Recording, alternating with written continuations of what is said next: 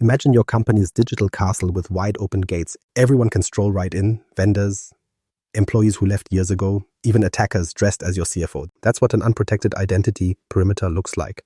Before we roll initiative on today's Breach Boss, hit subscribe so you get weekly security briefings without missing the quest log. Here's the twist. In the Microsoft Cloud, your castle gate is no longer a firewall, it's Entra ID. In this video, you'll get a practical overview of the essential locks, MFA, Conditional Access, Privileged Identity Management, and SSO, and the first steps to harden them. Because building walls isn't enough when attackers can just blink straight past them. The Newcastle walls. The Newcastle walls aren't made of stone anymore. Once upon a time, you could build a giant moat, man every tower, and assume attackers would line up politely at the front gate. That model worked when business stayed behind a single perimeter, tucked safely inside racks of servers under one roof. But now your kingdom lives in clouds, browsers, and every laptop that walks out of the office. The walls didn't just crack, they dissolved. Back then, firewalls were your dragons, roaring at the edge of the network. You trusted that anything inside those walls belonged there. Cubicles, desktops bolted under desks, devices you imaged yourself, every user was assumed trustworthy just by virtue of being within the perimeter. It was simpler, but it also hinged on one assumption, that the moat was wide enough and attackers couldn't simply skip it. That assumption crumbled fast. Cloud apps scattered your resources far beyond the citadel. Remote work spread employees everywhere from home offices to airport lounges. And bring your own device policies let personal tablets and home laptops waltz right into the mix. Each shift widened the attack surface, and suddenly the moat wasn't holding anyone back. In this new reality, firewalls didn't vanish, but their ability to guard the treasure dropped sharply. An attacker doesn't charge at your perimeter anymore. They slip past by grabbing a user's credentials. A single leaked password can work like a skeleton key, no brute force required. That's why the focus shifted. Identity became the castle wall. In the cloud, Microsoft secures the platform itself, but what lives within it, your configuration, your policies, your user access, that's on you.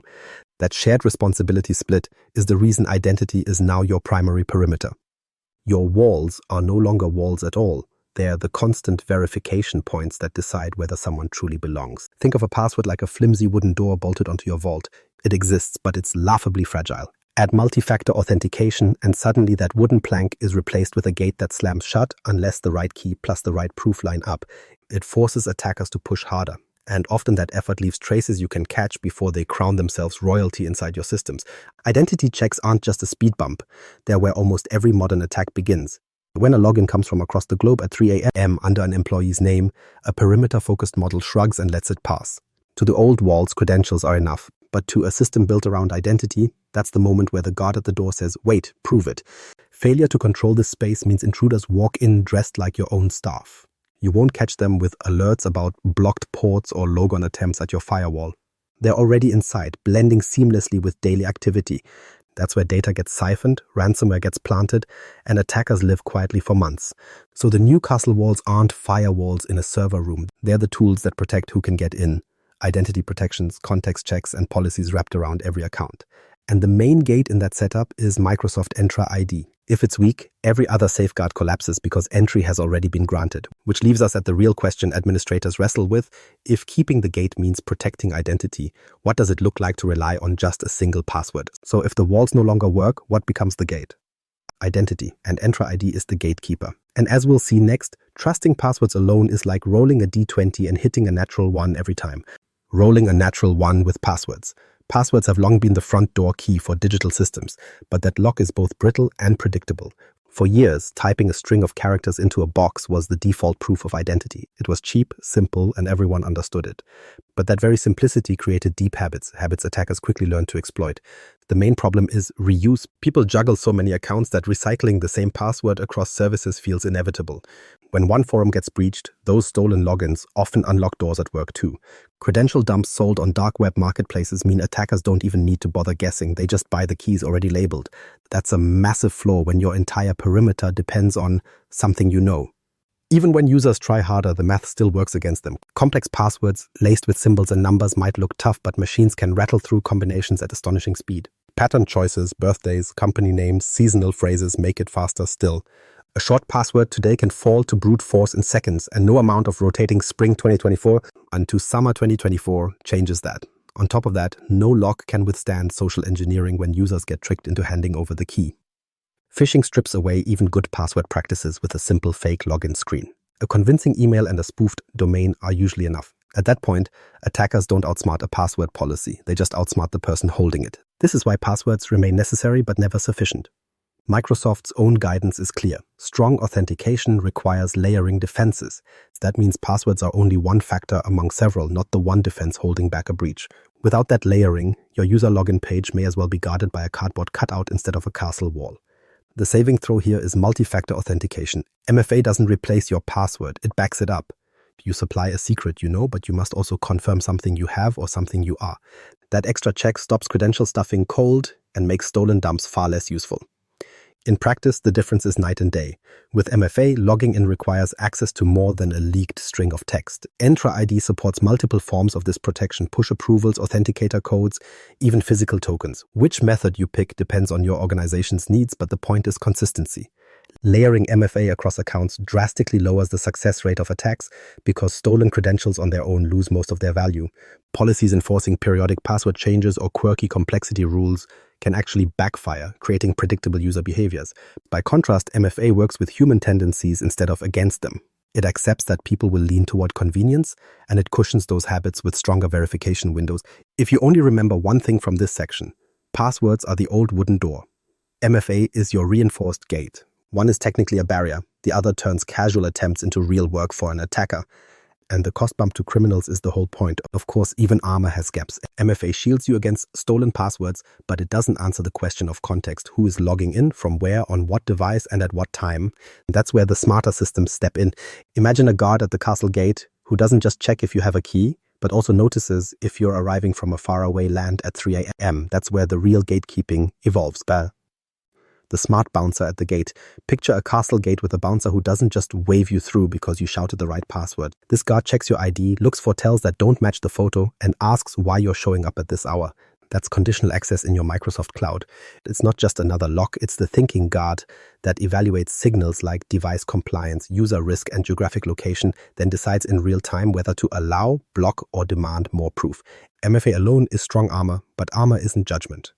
Social engineering and fatigue attacks can still trick a user into approving a fraudulent prompt at 3 a.m, turning a yes into a false green light. Conditional access closes that gap. If the login context looks suspicious, wrong city, unhealthy device, or risk scores that don't align, policies can force another verification step or block the attempt outright. It's the difference between blind acceptance and an actual interrogation. Take a straightforward scenario. An employee account logs in from across the globe at an odd hour, far from their normal region. Username, password, and MFA all check out. A traditional system shrugs. Conditional access instead notices the anomaly, cross-references location and time, and triggers additional controls, like requiring another factor or denying the sign-in entirely. The bouncer doesn't just say, you match the description, it notices that nothing else makes sense. What makes this especially effective is how flexible the rules can be. A common early win is to ensure older, insecure authentication methods aren't allowed. Conditional access enforces modern authentication and can require that all accessing devices meet compliance standards, patched, encrypted, and managed through your MDM. That alone eliminates a slice of risky paths attackers count on. From there, policies get more granular. You can block access from high-risk countries or require additional verification if someone connects from an unfamiliar IP. You can even tie access rules to the sensitivity of the resource, for example, requiring device compliance plus MFA before anyone launches a payroll or finance app. These checks are less about punishing users and more about injecting common sense at speed. Without conditional access, every login looks the same, whether it's from your CFO's secured laptop or a sketchy device booted off a thumb drive in a coffee shop. With it, trust isn't assumed, it's earned with context. The rule changes from password plus MFA equals entry to entry only if password, MFA, device health, and location line up. Think of that bouncer again. They don't just verify your ID card. They notice if you're wobbling on an obvious disguise or if you claim to be a regular but don't know where the bar is. Conditional access spots those tells that attackers hope stay invisible. For real users, it's a quick confirmation they can pass. For intruders, it's friction they can't easily fake. The difference between open-ended trust and policy-driven trust is sharp. Letting any credential work feels smooth in the moment, but it gifts thieves with straightforward entry. Conditional access forces you to define trust on your terms while still adapting the level of scrutiny to the risk at hand. It transforms logins from static yes or no checks into dynamic decisions that respect both security and usability. But even with smarter bouncers at the gate, one problem looms larger than the rest. Because if the person knocking isn't a standard user at all, but someone holding the keys to every chamber, every vault, and every system, that's not just an intruder. That's a disaster waiting to happen. And that problem has its own name, the skeleton key of admin privileges. The skeleton key problem. When elevated rights sit wide open, the whole environment tilts in an attacker's favor. Compromising a regular account might snag a few scraps of data. Compromising an administrator account means total control. Settings altered, logs erased, defenses switched off. A single high-privilege login can reshape the entire castle from the inside out. Admin privileges exist for good reasons. Real admins need to configure systems, create new users, and resolve outages. The trouble starts when those privileges are permanent. Think of it like leaving siege weapons mounted inside your courtyard with the safety latch off. They're useful tools, but spectacularly risky if anyone else gets their hands on them. Always-on admin roles become irresistible targets for attackers. Dormant accounts make this worse. Leave a just-in-case admin account enabled, and no one looks twice when credentials are used at odd hours. If an attacker finds that opening, they can rewrite configurations, deploy invisible backdoors, and vanish again without tripping obvious alarms. That's why shared responsibility models stress identity governance. The fewer privileged keys lying around, the smaller the blast radius when something goes wrong. The way out of this bind is privileged identity management, or PIM. Instead of letting admin powers run around unlocked, PIM locks them in a vault and turns on just-in-time access. When an admin needs elevated rights, they request activation. The role lights up for a defined period, then automatically expires. No constant master key hanging around, no passive exposure to compromise. This drastically shrinks the attack surface. If a dormant high-privilege account is compromised, PIM requires activation anyway. And with approvals in place, a stolen password alone isn't enough. Access reviews add more rigor, regularly asking, does this person still need that role? If the answer is no, the entitlement disappears. It's a governance check that clears out leftover keys before they're misused.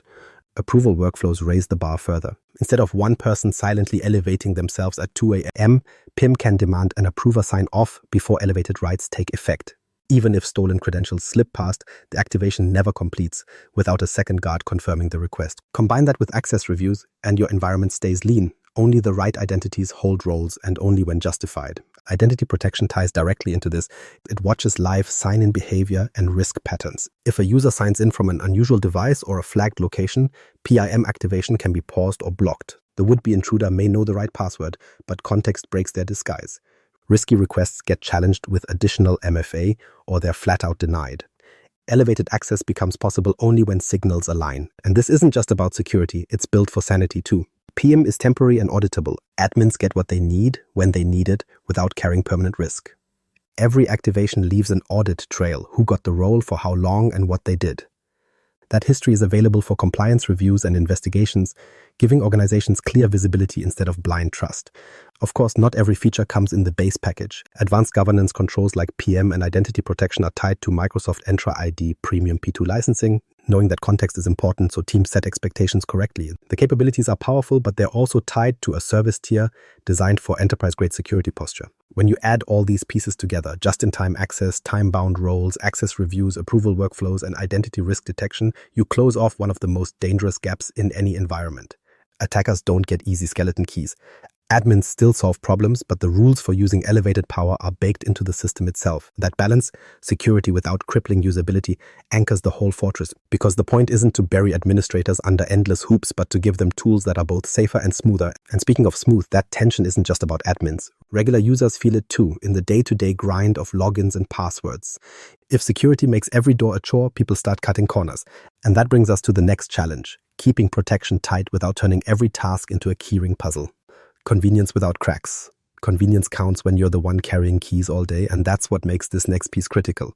Convenience without cracks. Users want to get work done, not memorize a spellbook of login incantations, and forcing them through endless gates doesn't just slow them down, it creates weak links attackers love. Password fatigue is the classic outcome. One login for email, another for chat, another for HR, and yet another for the ticketing tool. Each system nags with its own rules, reset cycles, and quirks. After a while, people cut corners: shorter, recycled passwords, predictable tricks, or sticky notes left in plain sight. The intent is to cope, but the net result is more doors, easier to push open. And that fatigue is the telltale flaw in a defense made entirely of separate locks. Single sign-on changes that layout. Instead of juggling a cluttered ring of mismatched keys, you grant one identity that opens every door a user is supposed to enter. It unifies the login process into a central check.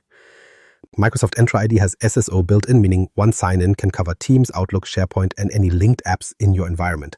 That centralization doesn't just help users, it means IT can shape access at the front gate instead of leaving it scattered across side doors. From the user's perspective, the difference is huge. Start of the day, one login. That session then escorts them through all the authorized portals, chats, documents, dashboards, and line of business tools. No fumbling with 6 different passphrases before lunch. It feels like moving quickly through a secure corridor rather than wrestling with a gauntlet of checkpoints. But if SSO were just convenience, it would open a fresh problem. One set of credentials becomes a very tempting target. That's where multi-factor authentication remains essential. Think of SSO as the smoother key workflow. MFA is what makes the single key hard to fake. Even if an attacker steals a password, the system won't treat it as valid unless the second factor lines up: a confirmation prompt, a biometric scan, or a token. One improves productivity, the other resists compromise. Together, they plug both sides of the gap. It's like handing out an enchanted master key that only works for the rightful bearer. In your hand, it opens the right doors seamlessly. In an intruder's hand, it stays inert. That's why layering MFA over SSO is the natural pairing. You reduce hurdles for staff, but you multiply hurdles for adversaries. Smooth logins for real users, steep walls for anyone else. Behind the curtain, administrators win too. Centralized authentication means one vantage point to see logs, spot anomalies, and apply policies. When everyone goes through the same identity hub, audits and compliance checks become straightforward. It also simplifies onboarding and offboarding. Provision the user once and they inherit all the right permissions. Remove them and the account deprovisions across linked apps instantly. That closes off abandoned accounts, no forgotten access lurking in a corner system, while also reducing clutter for IT. Helpdesk load eases in the same breath. Calls about forgotten passwords for niche apps drop dramatically once employees stop juggling 15 authentication prompts. Support can shift focus from constant password resets to actual security tuning. For administrators, that's time given back from drudge work. For end users, it's fewer interruptions, faster access, and less friction in the middle of their day. SSO also fits naturally with conditional access policies.